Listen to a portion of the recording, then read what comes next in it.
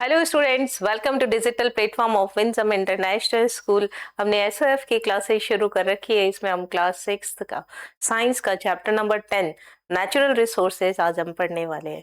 इसमें पहले हम देखेंगे कि नेचुरल रिसोर्सेज क्या होते हैं और कैसे हमारे लिए बेनिफिशियल है। नेक्स्ट देखिए क्या होता है नेचुरल रिसोर्सेज, इसके बारे में पढ़ते हैं। यहाँ पे आप कुछ पिक्चर्स देख रहे हो। यहाँ पे एनिमल्स रिसोर्स है, crude oil, forest, mineral rocks, water, land resource, solar energy, wind power, natural gas, ये सभी हमारे डेली लाइफ के लिए बहुत ज्यादा जरूरी होते हैं और नेचर में मिलते हैं। ऐसी चीजें जो नेचर में मिले और हमारे लिए बहुत ज्यादा यूजफुल हो, उसे ही हम बोलते हैं नेचुरल रिसोर्सेज। ये देखिए definition, natural resources are something that are found in nature and enrich our life in countless ways. These resources including air, water, sunlight, forest, soil, fossil fuel, rocks, minerals, etc. Without these gifts from nature, life on earth would not be sustainable. इनके बिना हमारी जिंदगी संभव ही नहीं। जैसे अगर air नहीं होगा तो हम नहीं रह सकते, वाटर नहीं हो तो हम नहीं रह सकते, सनलाइट नहीं हो तो हम जिंदा ही नहीं रह सकते। यानी ऐसी चीजें जो हमें नेचर से मिल रही है और हमारे लिए बहुत ज्यादा जरूरी है, they are called natural resources and these are some example of natural resources. अब सबसे पहले वन बाय वन हम नेचुरल रिसोर्सेज जो है उनका स्टडी करेंगे। सबसे पहले एयर का। Air is present all around us. हमारे चारों तरफ अगर कोई भी नहीं बैठा है तो भी हम कह सकते हैं कि कौन है हमारे चारों तरफ, air. It is essential for survival of living organism although air is invisible. We can feel the presence of air in many ways. That is when the clothes hanging on the cloth line sway, when the leaves on of the trees rustle. Moving air is called wind. यानी अगर आप हवा में कपड़े टांग दो तो वो ऐसे हिलते हुए झूलते हुए नजर आते हैं। पेड़ों की जो पत्तियां हैं उनमें रस्टिल होता है। और अगर तेज हवा चल रही हो तो उसे बोलते हैं wind. Moving air is called wind. और स्लो मूविंग एयर तो उसे क्या बोलते हैं, breeze. A very strong wind is called storm. तूफान आ गया, आंधी आ गई। Wind makes the kite fly in the sky, rotate the pin wheel, यानी जिसे फिरकी बोलते हैं, move sail boats and gliders etcetera. देखिए हवा अगर बह रही है, चल रही है तो उसे विंड बोलते हैं। मूविंग एयर को क्या बोला जाता है, विंड। अगर वो धीरे धीरे बह रही है तो उसे ब्रिज।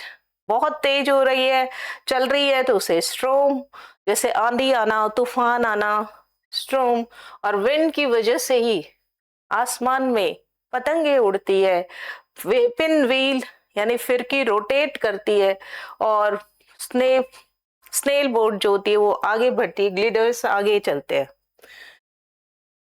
नेक्स्ट देखिए ओलंपियाड बाइट की बात करते हैं। The speed of wind can be measured with the help of device called anemometer.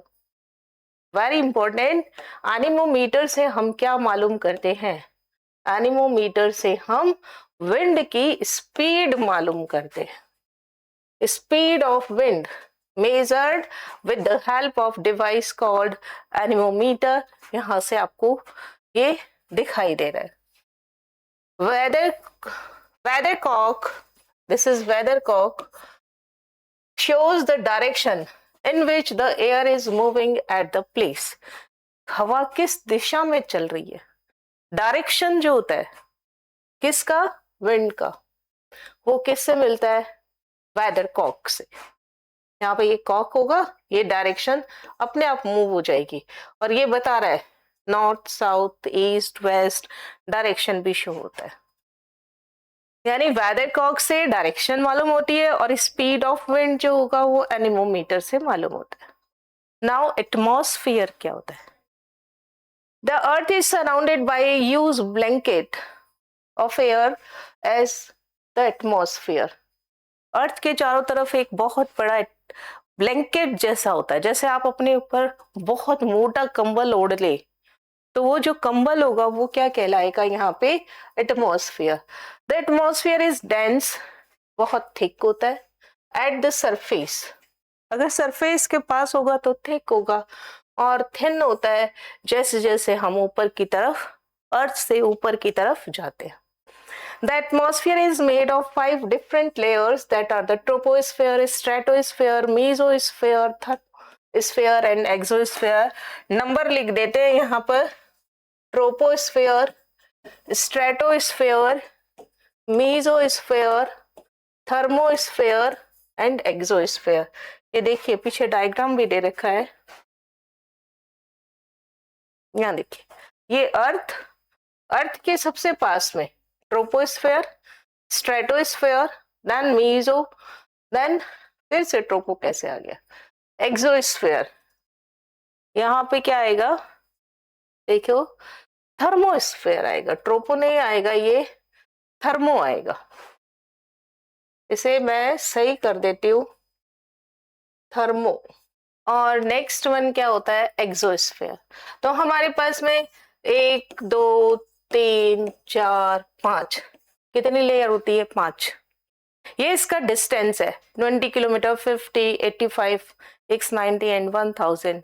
और ये यहाँ पर फंक्शंस होते हैं, लेकिन वन बाय वन हम यहाँ पीछे से स्टडी करेंगे और यहाँ देखेंगे। सबसे पहले ट्रोपोस्फेयर, अर्थ के सबसे नजदीक क्या होता है, ट्रोपोस्फेयर। देखिए, it is the closest to the earth. Then its extend, इसकी डिस्टेंस कितनी होती है, 8 to 15 kilometre above the earth surface. We have 80% of the air in this layer. 80 total जितनी भी एयर है उसका 80% यही होता है। Water vapor and dust constitute the cloud in this air. Air temperature decreases with altitude. आपको सबको मालूम है, जैसे जैसे हम ऊपर की तरफ जाते हैं, माउंटेन एरियाज में, हिली एरियाज में जाते हैं, तो वहां पर हिली एरियाज में जाएंगे, ऊपर की तरफ जाएंगे, तब यहाँ पे टेम्परेचर क्या होता है, कम होता है, टेम्परेचर डिक्रीजेस। हाइट जैसे जैसे बढ़ती है, ये सरफेस है अर्थ का, और जैसे जैसे हाइट बढ़ती है तो टेम्परेचर क्या होता है, डिक्रीज होता है। यहीं पर यानी 8 to 15 किलोमीटर अबाव जो होता है, यहीं पर ही क्लाउड्स का फॉर्मेशन होता है। यहाँ पर जैसे जैसे आप ऊपर की तरफ जाओगे, अल्टीट्यूड यानी ऊंचाई पे जाएंगे, टेम्परेचर क्या हो गया, कम। and this layer is responsible for the weather we experience on the earth. A lot of wind movement takes place. हम बोलते हैं आंधी आ गई, तूफान आ गया, बारिश हो रही है, सब चीजें यही होती है, ट्रोपोस्फेयर में ही होती है। ऊपर जाने पर धीरे धीरे वाटर वेपर कूल होगा, कंडेंस हो जाएगा और हैवी हो जाएगा, और रेनफॉल या स्नोफॉल इस फॉर्म में वापस अर्थ पे आ जाता है। तो जितने भी फिनोमिना होते हैं वेदर के, वो सारे के सारे कहाँ होते हैं, आपके ट्रोपोस्फेयर के अंदर होते हैं। नाउ नेक्स्ट देखिए, नेक्स्ट सेकेंड लेयर क्या होगी यहाँ पे, स्ट्रेटोस्फेयर। स्ट्रेटोस्फेयर का मीनिंग यही है कि एक जैसा टेम्परेचर। तो सबसे पहले ये कहाँ होता है, 15 to 20 किलोमीटर अबाव। स्ट्रेटोस्फेयर आपको कहाँ मिलेगा, 15 to 50 kilometre above the earth surface. अब यहाँ पे क्या होती है, ओजोन लेयर, वेरी इंपॉर्टेंट, बहुत जगह पूछा जाता है ओजोन लेयर कहाँ होती है, स्ट्रेटोस्फेयर में। कितनी दूर होती है, about 22 kilometre above the earth surface. Earth surface से 22 किलोमीटर ऊपर कौन सी लेयर होती है, ओजोन लेयर। ये काम क्या करती है, सन से आने वाले यूवी रेडिएशंस को एब्जॉर्ब करती है। सन से बहुत सारे रेडिएशंस आते हैं, यूवी भी आते हैं, अल्ट्रावायलेट, यूवी मतलब अल्ट्रावायलेट, एक्सरेज भी आते हैं, विजिबल भी आती है, और माइक्रोवेव भी आता है, इंफ्रारेड भी आती है। तो बहुत सारे वेव्स आती है, लेकिन अल्ट्रावायलेट को वहीं पे एब्जॉर्ब करने के लिए कौन बनी है, ओजोन लेयर, यानी ओजोन लेयर एब्जॉर्ब कर लेगी किसको, पकड़ लेगी किसको, अल्ट्रावायलेट रेज को, यूवी रेज को.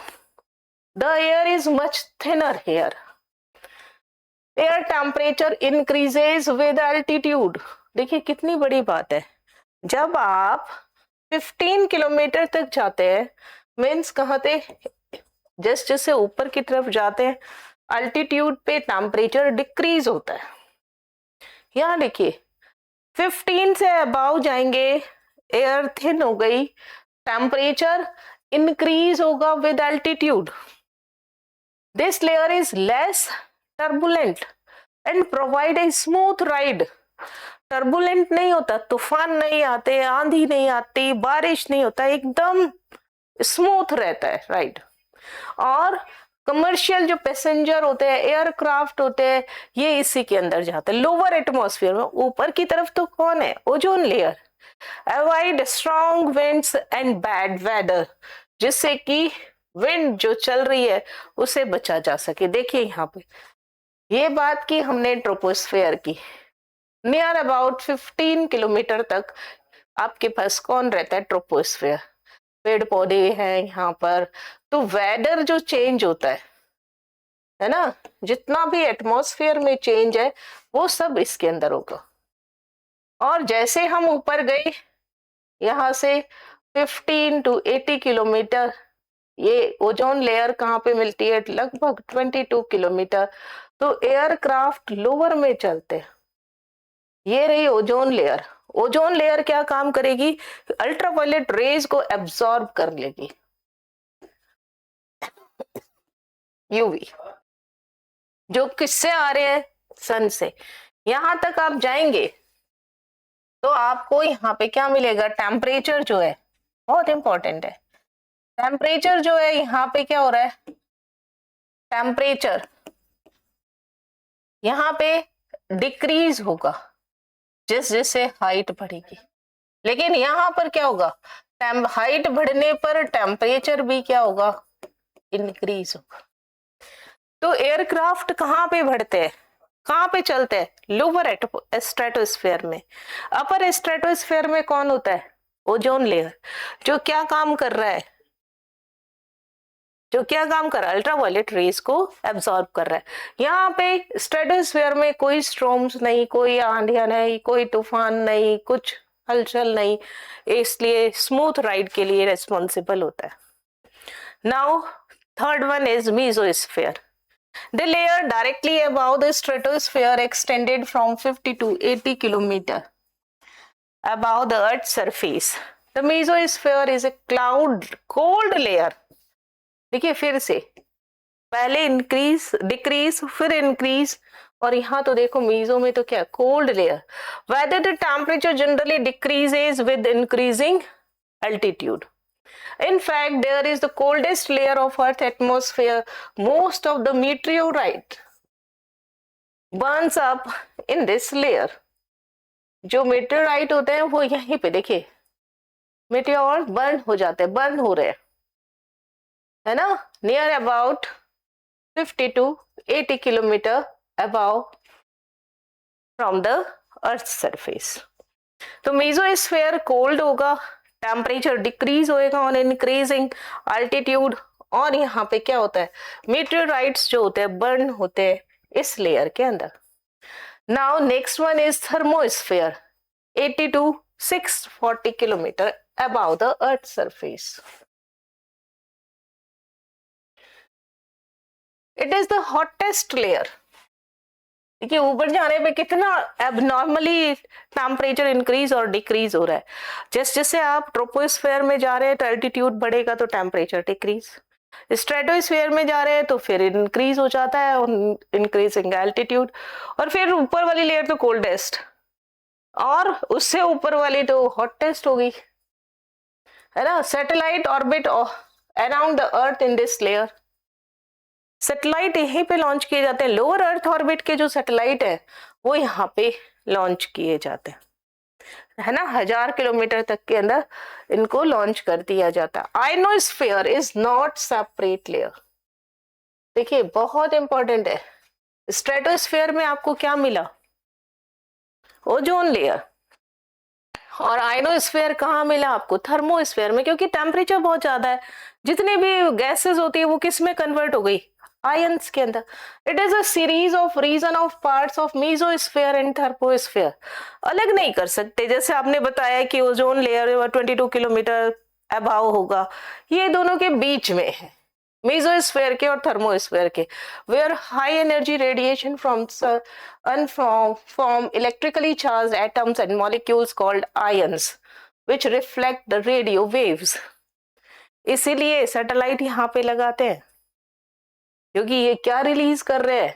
रिफ्लेक्ट कर रहे हैं रेडियो वेव्स को। हॉट टेस्ट है, तो जो एटम्स है, मॉलिक्यूल्स है, वो क्या बना लेंगे? आयंस। और आयंस बनाने की वजह से ये रेडियो वेव रिफ्लेक्ट कर रहे हैं। मीन्स आयनोस्फीयर कहाँ है? दोनों लेयर्स के बीच में, मेसोस्फीयर और थर्मोस्फीयर के। यहाँ देखिए डायग्राम में भी पता चलेगा आपको। ये देखो थर्मोस्फीयर, यहाँ पे कौन रहे? सैटेलाइट। और के अलावा आयनोस्फीयर इन दोनों के बीच में होते हैं। नेक्स्ट लास्ट वन क्या है आपके पास? Exosphere. It is the uppermost layer of atmosphere extending from the top of the thermosphere to about 10,000 kilometer above the Earth's surface. There is no real outer limit. इससे ऊपर 1000 kilometre से ऊपर सारा ये सब क्या होता है? यहाँ पे एक्सोस्फीयर होता है। As we go up, the gas molecule will finally become so scarce that we would be in outer space, as the exosphere is almost space. During the day, temperature can go up to thousands of degrees centigrade. At night, temperature is almost 0 degree. देखिए कितना variation है। Exosphere क्या होता है? Almost space होता है। During the day temperature can go up, दिन के समय टेम्परेचर बढ़ जाएगा।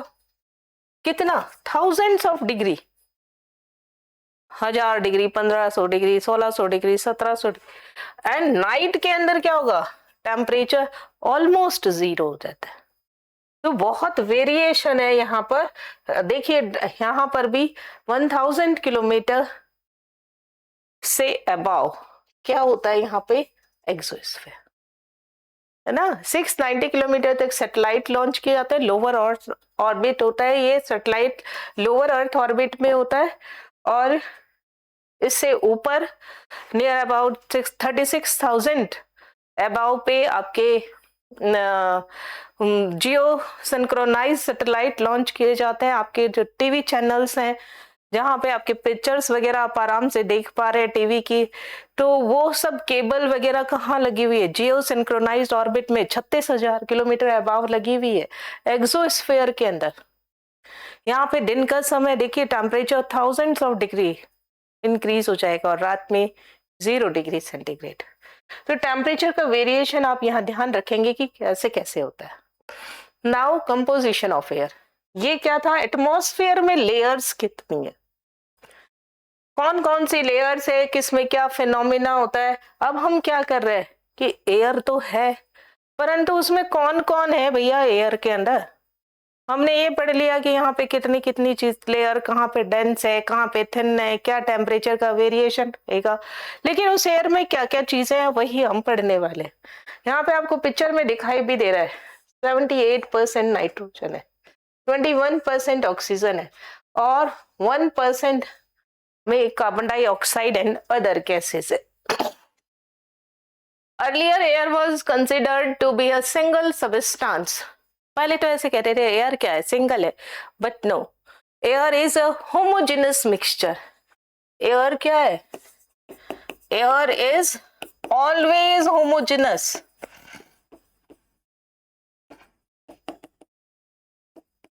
एयर हमेशा क्या होता है? होमोजेनस मिक्सचर होता है। Now later in the 18th century, Joseph Priestley showed that air is a mixture of gases, not a single substance. It mainly contains nitrogen 78%, oxygen 21%. The remaining 1% include carbon dioxide, specially carbon dioxide का percentage ध्यान रखेंगे 0.04%। क्यों ध्यान रखेंगे? ईश्वर ने जो हमें air दी है उसमें कार्बन डाइऑक्साइड कितना 0.04%, 0.04%। और हम जो काम कर रहे हैं, जिससे फ्यूल बर्निंग का काम कर रहे हैं, जंगलों को काट रहे हैं, हम डिफोरेस्टेशन का काम कर रहे हैं, इसमें क्या हो रहा है? कार्बन डाइऑक्साइड बहुत ज्यादा बढ़ रही है। अब कितनी ज्यादा कार्बन डाइऑक्साइड का परसेंटेज बढ़ेगा उतना ही ग्लोबल वार्मिंग होगी, और ग्लोबल वार्मिंग से हार्मफुल इफेक्ट हम पर ही पड़ने वाला है। इसलिए परसेंटेज आपको कार्बन डाइऑक्साइड का ध्यान रखना पड़ेगा, कितना है 0.04%। And other trace gases like argon, neon etcetera. Water vapour and dust particles also present in the air in varying amount. वो तो जगह प्लेस टू प्लेस वेरी करेगा, कहीं पर मॉइस्चर ज्यादा होगा, कहीं पर डस्ट ज्यादा होगा, और कहीं पर मॉइस्चर कम होगा और डस्ट भी कम होगा। Now there may occur some variation in the composition of air from place to place and from time to time. अगर मैं बात करूं यहाँ पे राजस्थान की बात करूं तो राजस्थान डेजर्ट एरिया में, राजस्थान में भी कई है। अगर मैं नदर्न की बात करती हूँ या वेस्टर्न जोन की बात करती हूँ तो वेस्टर्न जोन तो पूरा डेजर्ट एरिया, तो यहाँ पे मॉइस्चर क्या हो गया कम, और आंधियां चलती है तो डस्ट क्या हो गया ज्यादा। समर में डस्ट ज्यादा होगा, मॉइस्चर कम होगा। अगर विंटर की बात करें तो मॉइस्चर ज्यादा होगा और डस्ट कम होगा। ऐसे ही कहीं पर हम दूसरी जगह की हिल स्टेशंस की बात करेंगे तो वहां मॉइस्चर ज्यादा होगा और डस्ट कम होगा। तो ये तो place to place and time to time depend करता है कि एयर का कंपोजिशन में वाटर वेपर और डस्ट पार्टिकल कितने हो। कंपोजिशन ऑफ एयर में ध्यान रखेंगे nitrogen 78%, oxygen 21% and other gases 1% होता है। कार्बन डाइऑक्साइड स्पेशली ध्यान रखेंगे, कार्बन डाइऑक्साइड को कैसे लिखते हैं CO2 near about 0.04%। Now next देखिए, कंपोजिशन के बाद नाइट्रोजन क्या काम करती है। देखिए हमारे पास सबसे ज्यादा क्या चीज है, नाइट्रोजन। जो गॉड है, ईश्वर है, उसने बहुत सोच समझ के काम किया है ना। हमें बहुत सारी चीजें जो दी है, देखिए नेचुरल रिसोर्सेज हमारे लिए बहुत जरूरी है। अब इतनी सारी नाइट्रोजन दे दी है, वो कुछ तो काम आएगी, कुछ तो काम की होगी, है ना। ऑक्सीजन उसके बाद में, तो ऑक्सीजन कुछ काम की होगी, बाकी सब चीजें कम है, तो उनका काम क्या क्या है उनको वन बाय वन हम स्टडी करते। पहले हम नाइट्रोजन की बात करते हैं। नाइट्रोजन क्या जरूरी है हमारी बॉडी में या प्लांट्स में, लिविंग ऑर्गेनिज्म में नाइट्रोजन कहाँ है। देखिए बिना नाइट्रोजन के कोई भी लिविंग ऑर्गेनिज्म नहीं है। हमारे जितने भी प्रोटीन बनाए, DNA बनाए, RNA बना है, सब में कौन है, नाइट्रोजन। प्लांट्स में भी है और इंसानों में भी है, परंतु N2 नहीं होता है। N2 ना हम ले सकते हैं ना पेड़ पौधे ले सकते। कैसे लेते हैं फिर, नाइट्रोजन के कंपाउंड के फॉर्म में लेते हैं। यानी एयर में जो N2 है ये ना तो प्लांट्स लेंगे, है ना, और ना ही एनिमल्स। इंसान भी तो सबसे बड़ा एनिमल है, तो कोई भी लिविंग ऑर्गेनिज्म N2 नहीं लेगा, है ना। और प्लांट्स और एनिमल्स की बात कर रही हूँ, माइक्रो ऑर्गेनिज्म की नहीं। तो हम N2 को किस में लेते हैं, नाइट्रोजन के कंपाउंड्स के फॉर्म में। और कंपाउंड्स के फॉर्म में जब हम ले रहे हैं तो वो हमारी बॉडी के अंदर या प्लांट्स की बॉडी में क्या बना रहा है, प्रोटीन बना रहा है, DNA बना रहा है, RNA बना रहा है। प्लांट्स को कैसे चाहिए, कैसे देते हैं हम, फर्टिलाइजर्स के रूप में। और हम कैसे लेते हैं, फूड के कंपोनेंट के फॉर्म में। देखिए nitrogen help in the growth of plants. बिना नाइट्रोजन के प्लांट्स ग्रोथ नहीं कर सकते। आपने बहुत बार महसूस किया होगा, खेतों में बारिश के बाद फसल लहलाने लगती है, मीन्स उसकी ग्रोथ बहुत अच्छी हो जाती है। बारिश हो जाए, बारिश पेड़ पौधों के लिए वरदान है। तो इट मीन्स उसकी ग्रोथ के लिए आपको क्या चाहिए होगा, नाइट्रोजन। और ये नाइट्रोजन कैसे मिलती है बारिश में, जब बिजली कड़कड़ाती है तो नाइट्रोजन और ऑक्सीजन आपस में मिलके नाइट्रेट बनाते हैं। बारिश के पानी के साथ नाइट्रेट जमीन में बनाएंगे salt, sodium nitrate, potassium nitrate, और वो से प्लांट्स की रूट्स एब्सॉर्ब कर लेंगी। प्लांट्स को जैसे ही नाइट्रोजन मिला, प्लांट्स खुश, मीन्स उसकी ग्रोथ होगी। Living organism need protein for their growth. हमें भी प्रोटीन किस लिए चाहिए, ग्रोथ के लिए। कितना ऐड आता है ना, खाली दूध नहीं, दूध में बॉर्नविटा डाल के मिलाइए, प्रोटीन है वो। प्रोटीन नहीं, प्रोटीन का असली सोर्स हमारी दालें हैं, ठीक है। बॉर्नविटा सिर्फ टीवी पर ऐड दिखाने के लिए है, तो हमें यहाँ पर बॉर्नविटा यूज नहीं करना, हमें दालें खानी है, ठीक है। प्रोटीन के सोर्स के फॉर्म में आपको सोयाबीन के अंदर बहुत प्रोटीन होता है, तो सोयाबीन खाइए। और ग्रोथ करनी है, अगर आपको हाइट बढ़ानी है, आपकी लंबाई बढ़े, आपकी चौड़ाई बढ़े और आपका दिमाग विकसित हो, उसके लिए आपको प्रोटीन डाइट लेनी चाहिए। All proteins contains some amount of nitrogen in them. It is also important component of fertilizers. पेड़ पौधों को कैसे देते हैं हम, फर्टिलाइजर्स के लिए फॉर्म में। Nitrogen does not participate in the process of burning. अरे भैया, नाइट्रोजन तो न जलती है न जलाती है। नाइट्रोजन न जलेगी न जलाएगी, न बर्न करेगी, हेल्प करेगी बर्निंग में, और ना ही खुद जलती है। दोनों ही काम नहीं करती, हेल्प भी नहीं करेगी और खुद भी नहीं जलेगी।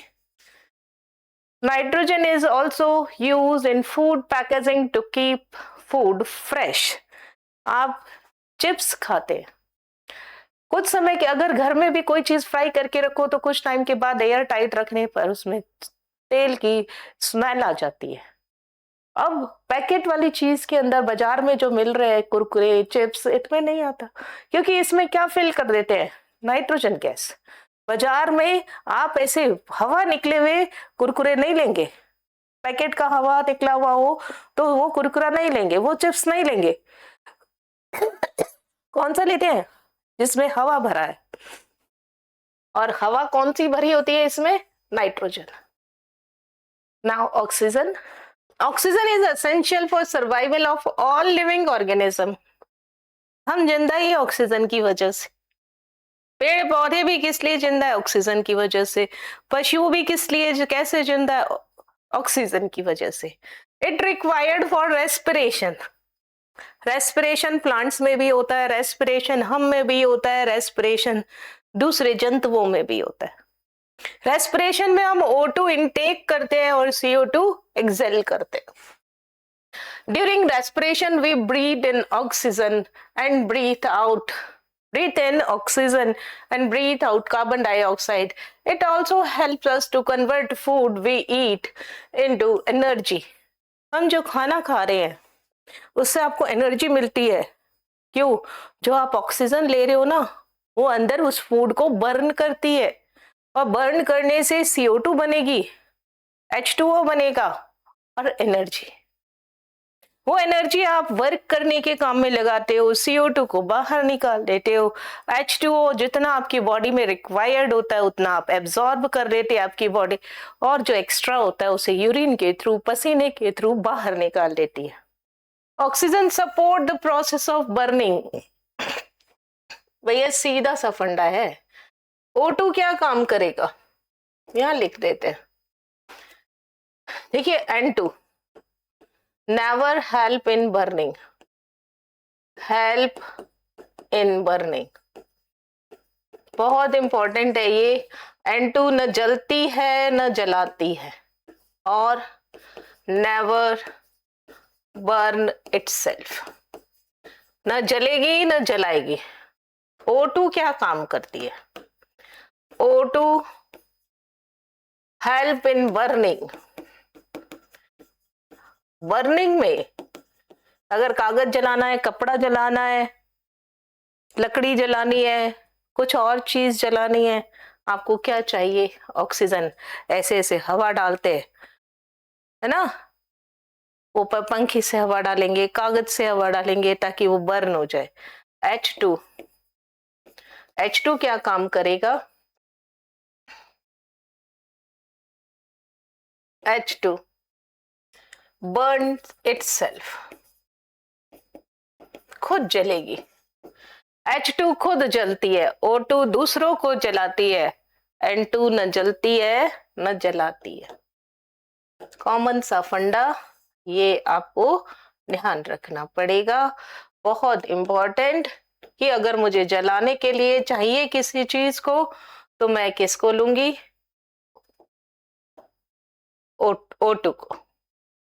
अगर मैं वो किसी को खुद जलना है तो H2, और N2 है तो भैया वो नहीं जलेगी, ना जलाएगी ना जलेगी, है ना। कंबशन, देखिए जलना मतलब कंबशन। कंबशन के लिए कौन जरूरी है? O2। ब्रीदिंग के लिए कौन जरूरी है? O2। फर्टिलाइजर्स किससे क्या देने हैं आपको? नाइट्रोजन। फर्टिलाइजर्स हमारे लिए नहीं है, प्लांट्स के लिए। हमें क्या खाना पड़ेगा? खाना। और खाने में क्या होना चाहिए? प्रोटीन। प्रोटीन कहाँ से मिलता है? मेनली दालों से, इसलिए जी लगा के दालें खाएं, बॉर्नविटा नहीं। Now carbon dioxide, carbon dioxide is present in very small amount in the atmosphere. कितना होता है भैया? 0.04%। CO2 इतना ही है, बट इसकी प्रेजेंस बहुत बहुत बहुत जरूरी है, और इसकी एक्सेस हमें बेचैन कर देगी, गर्मी बढ़ा देगी। नाउ देखिए, but its presence is very important for survival of all living organism। कैसे? ग्रीन प्लांट्स को क्या चाहिए? Carbon dioxide to perform photosynthesis. Plants में फोटोसिंथेसिस प्रोसेस में क्या इनटेक होता है? CO2। रेस्पिरेशन में क्या ब्रीथ इन होगा? O2। Human and animals release CO2 during the respiration. In this way, plants and animals help in maintaining the concentration of CO2 in the atmosphere. CO2 traps. Very important line. CO2 traps the heat radiation from the earth and helps to keep the earth warm. आपने बहुत बार देखा होगा कि classroom पूरा भर गया है, सर्दियों के समय बाहर कड़ाके की ठंड पड़ रही है, लेकिन क्लासरूम का टेम्परेचर इंक्रीज हो जाता है। कैसे? हम ब्रीथ आउट करते हैं क्या? CO2। और CO2 क्या करता है? एनर्जी को ट्रैप करके रखता है। ट्रैप करके रखेगा तो टेम्परेचर क्या हो जाएगा? इंक्रीज हो जाएगा। इसलिए भीड़ भाड़ वाले इलाकों में गर्मी लगती है। Carbon dioxide release heat during the burning. अगर किसी को जलाओगे तो O2 चाहिए, बनेगा क्या? CO2। And it support the process, it is used to extinguish fire. आग बुझाने में भी काम आता है।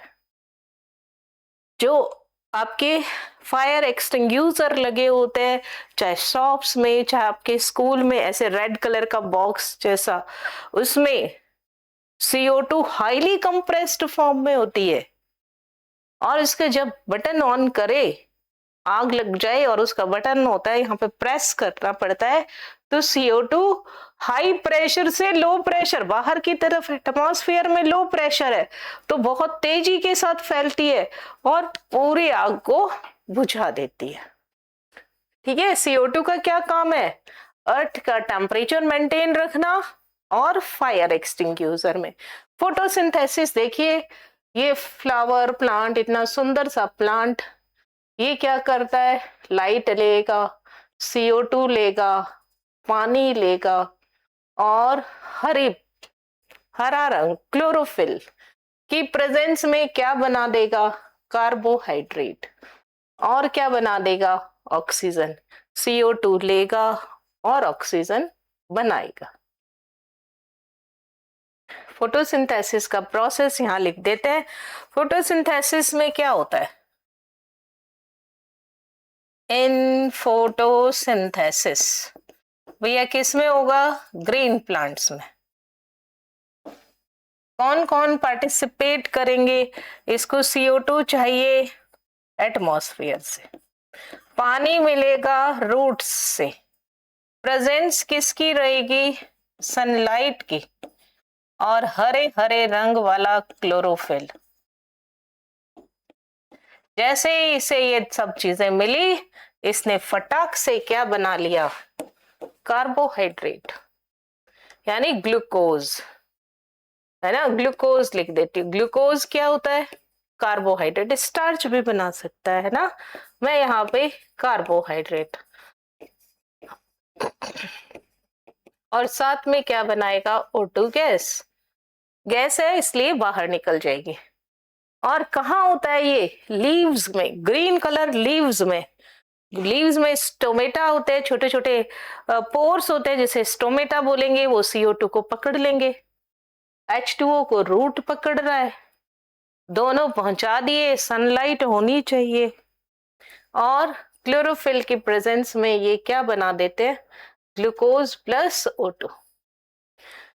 और ग्लूकोज धीरे धीरे किस में कन्वर्ट हो जाता है? स्टार्च में, यानी कार्बोहाइड्रेट। नेक्स्ट, वाटर वेपर, बहुत इंपॉर्टेंट है। देखिए, लिक्विड वाटर जब इवेपोरेट हो जाए तो क्या बनाता है? Water vapour. The amount of water vapor in air varies from place to place and from time to time. Presence of water vapor is important for occurrence of water cycle. है ना? सूखा है तो वाटर साइकिल कैसे बनेगा? Desert area में water cycle बहुत मुश्किल से बनता है, इसलिए बारिशें कम होती है। समुद्र के पास में वाटर साइकिल फटाफट बनेगा, तुरंत वाटर कन्वर्ट हुआ वाटर वेपर में, ऊपर गया, ठंडा हो गया, ठंडा होके वापस नीचे। इसलिए वहां पे डेली बारिश आ जाती है, और डेजर्ट एरिया में बुलाना पड़ता है, आइए भैया आइए, मतलब इंतजार करना पड़ता है। Water vapour enter air through numerous process. Evaporation देख रहे हैं, रिलीज ऑफ स्टीम, खाना बनाते हैं, स्टीम निकल रही है। Release of steam from boiler, factory के अंदर बॉयलर लगा दिया तो वो स्टीम निकल रहा है। इवेपोरेशन ऑफ वाटर, ये तो वाटर बॉडीज से, फ्रॉम एयर कूलर, कूलर इस्तेमाल करें समर में तो उससे भी पानी उड़ जाता है। Respiration in animals and human beings, हम जो यूरिन पास आउट करते हैं, एनिमल्स जो करते हैं रेस्पिरेशन से। ट्रांसपिरेशन, पेड़ पौधे पानी कैसे निकालते हैं? ट्रांसपिरेशन से। इंसानों में क्या होता है? प्रेस्पिरेशन।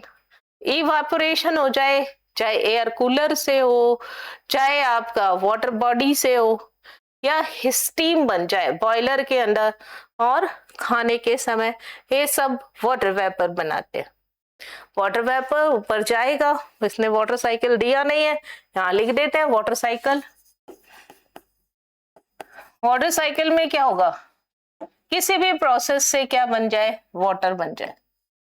ये वाटर, और वाटर क्या बनाएगा? ऊपर जाके वाटर वेपर, वाटर वेपर ऊपर उठेगा, यानी ये गैस हो गई, ये ऊपर जाएगा, यहाँ पे क्या होएगा? कंडेंसेशन, यानी क्या बन जाएंगे? क्लाउड्स, और क्लाउड्स वापस क्या बना देगी? रेन, और रेन होगी तो फिर क्या बन जाएगा? वापस पानी। ये पूरा क्या हो गया? Water cycle. जहां से बना था वाटर से बना, घूम घाम के वापस क्या बन गया? वाटर बन गया। नाउ डस्ट एंड स्मोक, ये भी तो है एटमॉस्फेयर का part. The amount of dust and smoke also varies from place to place and time to time. Smoke is given out by vehicles and factories whenever fire is lit. Dust and smoke in the air are harmful for our respiration. हमारे लिए बहुत harmful है. Fine hair and mucus present our nostrils filter them out and prevent them from getting into our respiratory system. यहाँ पे आपको दिख रहा है, ये देखिए इंडस्ट्रियल एरिया, यहाँ पे ये इंसान, ये गाड़ियां, और ये क्या छोड़ रही है, धुआं, और धुएं के साथ में धूल भी, ये हमारे रेस्पिरेटरी सिस्टम के खत्म, मतलब कि बहुत ही पुअर कर देती है। परंतु हमारे हेयर्स जो है नाक के अंदर और जो म्यूकस है उसकी वजह से फिल्टर होकर के अंदर जाती है, पर बहुत ज्यादा होगा तो वो हमारे ब्रोंकिया को ब्लॉक कर देती है और अस्थमा जैसी प्रॉब्लम हो जाती है। अस्थमा है, ब्रोंकाइटिस है, ऐसी प्रॉब्लम इसमें हो जाती है। तो देखिए सब चीजें जरूरी है, N2 जरूरी है, O2 जरूरी है, CO2 जरूरी है, वाटर वेपर भी जरूरी है, ये जरूरी नहीं है।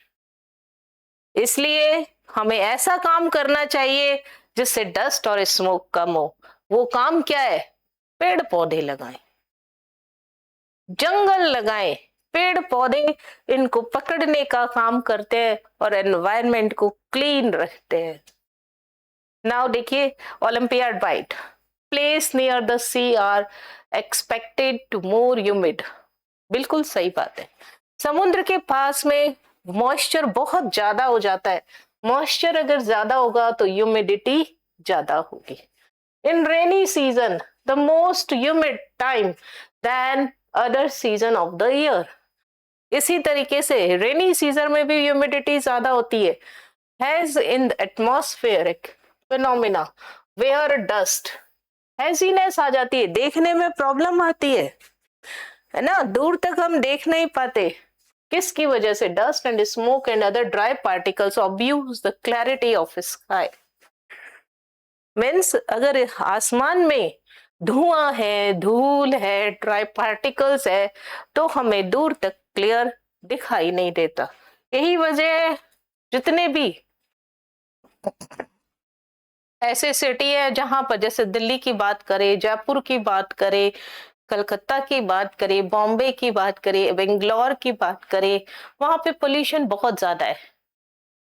और रात में सोने के बाद अगर आसमान को देखो तो वहां पे आपको तारे नहीं दिखाई देंगे। क्यों नहीं देंगे? क्योंकि हैजीनेस बहुत है। लेकिन यही चीज अगर कहीं बहुत बारिश हो जाए और बारिश के बाद आसमान देखो तो वहां पे हमें तारे भी दिखाई देते, क्योंकि हैजीनेस प्रोड्यूस करने वाले जो डस्ट एंड स्मोक थे वो बारिश के पानी के साथ पे कहाँ आ गए? जमीन पे। इसलिए बारिश आनी चाहिए ताकि एटमॉस्फेयर क्लीन हो सके, और पेड़ पौधे लगाने चाहिए ताकि वो डस्ट और स्मोक को ऊपर ना जाने दे और हमारे स्वास्थ्य को ध्यान रखे। नेक्स्ट देखिए यूजेस ऑफ एयर। एयर क्यों जरूरी है? Air is primary use to us during the process of respiration. सांस चाहिए भाई, सांस लेना है मेरे को, एयर चाहिए। Plants use carbon dioxide from air for photosynthesis. Plants में फोटोसिंथेसिस होगा। Air helps in regulating the temperature of earth surface, regulate करेगा टेम्परेचर को। Air plays an important role on the water cycle. Air helps in pollution, pollination of flower in some plants, यानी हवा से इसके जो pollen grain है वो उड़ करके एक जगह से दूसरी जगह जाते हैं, इसको बोलते हैं pollination. Wind helps to rotate the blade of windmill. ये देखिए विंडमिल, एयर होगी तो ये रोटेट होंगे। Now windmill are used to drop water from the tubewells and run flour mills. इनका काम कहाँ होता है? पानी खींचना हो ट्यूबवेल से तो मोटर ना लगा के ये लगाएं। फ्लोर मिल यूज करनी है, ठीक है, तब भी हम इसका यूज कर सकते हैं। यानी they produce electricity, they generate electricity, जिससे क्या बोलते हैं? Wind, electricity through wind. यहाँ पे क्या दिखाया है? पॉलिनेशन। पॉल्यूनेशन, पॉल्यूशन नहीं है, पॉलिनेशन। पॉलन ग्रेन्स को एक प्लेस से दूसरे प्लेस पर लेके जाना। Now compressed air is used for inflating tires. अगर आप हवा भरे गाड़ियों के, कार के पहिए में, साइकिल के पहिए में, बाइक के पहिए में, स्कूटी के पहिए में, तो आपको वो फूल जाएंगे और फूलने पर आराम से चलेंगे। Aeroplanes, helicopters, balloon, parachutes, kites, याच मूव बिकॉज ऑफ एयर। हवा होगी तो ये उड़ेंगे। Birds, bad insects are fly because of presence of air. Air helps in dispersal of seeds of many plants. Air allow a part of sunlight to reach earth, obstructing harmful radiation like UV rays. Air helps us to hear as it acts as a medium for sound to travel our eardrum. अंतरिक्ष के अंदर space में हमें सुनाई नहीं देता क्योंकि वहां पे एयर नहीं है। और मेरी बात पास में बैठा हुआ व्यक्ति या क्लासरूम में बैठा हुआ, दूर तक बैठा हुआ बच्चा भी सुन लेता है। माइक में बोलूंगी तो और दूर तक बैठा हुआ बच्चा भी सुन लेगा, due to presence of air. जैसे ये देखिए यहाँ पे क्या दिखाया है, स्नेल बोट का। ये पिक्चर किसका? बर्ड का। ये कौन है? Wind mill. ये पैरासूट। ये सब यूज है इसके एयर के। Now wind mill. Wind mill कैसे काम करती है? और राजस्थान की बात करूं तो विंड मिल सबसे ज्यादा जैसलमेर में। A windmill is a machine that harnesses the power of wind to generate electricity. Wind से क्या बनाना? इलेक्ट्रिसिटी। किससे बनाएंगे? ऑपरेटर्स क्या होगा या डिवाइस क्या होगा? Wind mill. This electricity is then used to perform various tasks such as pumping water. काम क्या क्या करे इसे? पानी को ऊपर ट्यूबवेल से ऊपर लाना, saw milling of timber, running flour mills etcetera. Wind mill has a number of blades. ये आपको ब्लेड्स दिखाई दे रही है। That rotate around when the wind blows. The modern version of windmill is referred to as wind turbines. बहुत सारे हो जाते इसके, wind turbine बोल दिया। These utilize wind energy to generate electricity in wind farm. In India, there are many windmill farms. A windmill farm of an area that has large number of windmill. ये देखिए, ये windmill farm है। Now Olympiad Bight की बात करें, Muppandal wind farm in Tamil Nadu.